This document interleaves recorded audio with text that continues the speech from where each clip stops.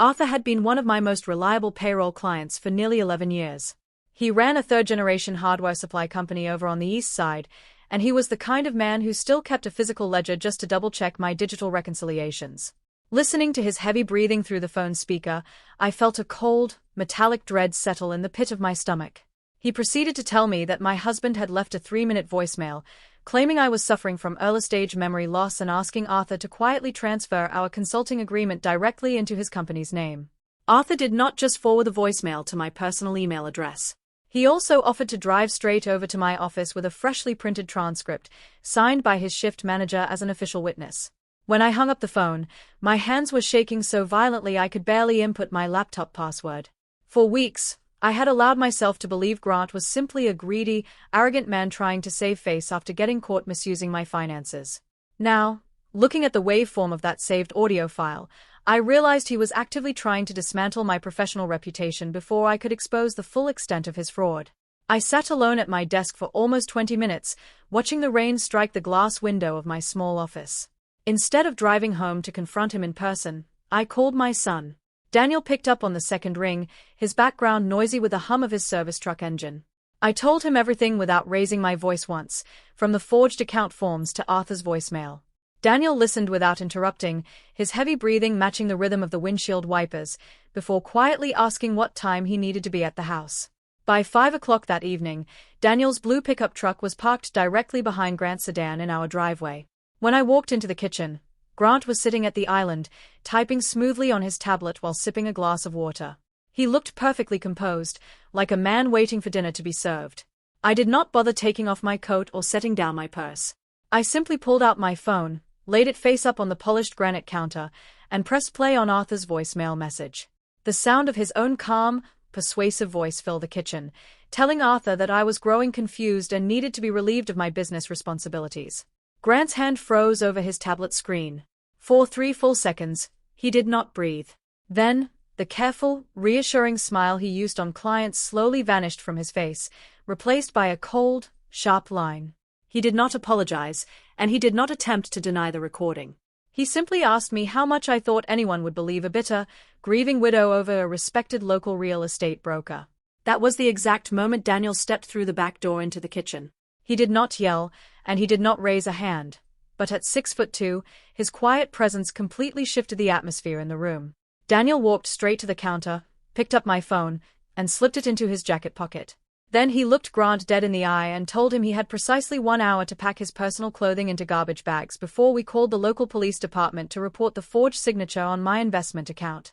Grant looked from my son's face back to mine, searching for any sign of hesitation or weakness. He found none. The confident demeanor he had maintained for years completely collapsed into a sullen, quiet panic. Without saying another word, he turned around and walked up the stairs toward the guest bedroom. We stood in the kitchen listening to the sound of closet doors opening, drawers slamming shut, and heavy footsteps moving across the ceiling. He was leaving my life, one frantic bag at a time. While Grant was upstairs packing his things, I sat down at the kitchen table with my laptop and sent a formal email to my attorney, Nathan Kim. I attached the audio recording, the bank statements showing the unauthorized transfers, and the forged investment account documents. I instructed Nathan to file for immediate legal separation and to issue a formal cease and desist order against Grant contacting any of my payroll clients.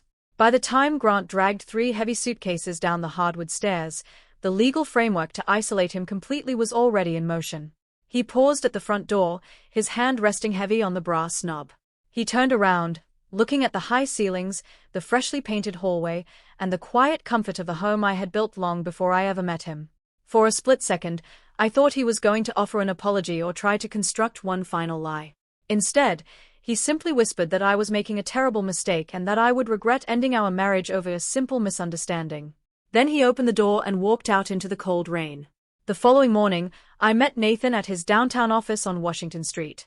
We spent 3 solid hours drafting a comprehensive settlement demand that laid out every single penny Grant had diverted into his business and his ex-wife's divorce obligations. Nathan was ruthless and clear. Because Grant had attempted to falsify medical concerns regarding my mental competence to steal my business accounts, we possessed more than enough leverage to push for a rapid, binding resolution without spending months sitting inside a courtroom. 2 days later, Madison showed up at my front porch without calling ahead.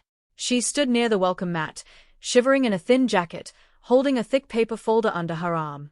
When I opened the door, she did not try to push her way inside or demand money.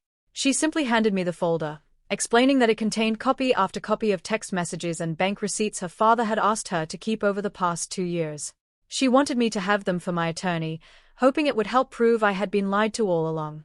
I invited her in for a cup of tea, and for the first time in 3 years, we sat together without any hidden motives or sharp comments. She admitted that she was dropping out of Northgate University for the upcoming semester to take a full-time job at a logistics firm in town. She was planning to pay off her own credit card debt line by line, without relying on her father's promises or my generosity.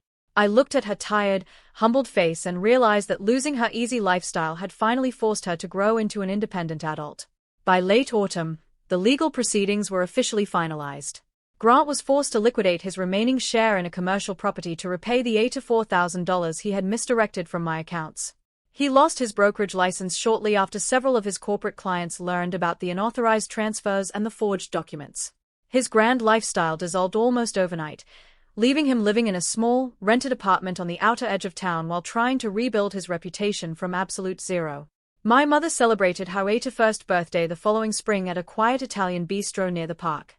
There were no flashy speeches, no expensive coats, and no hidden financial motives sitting at the dining table.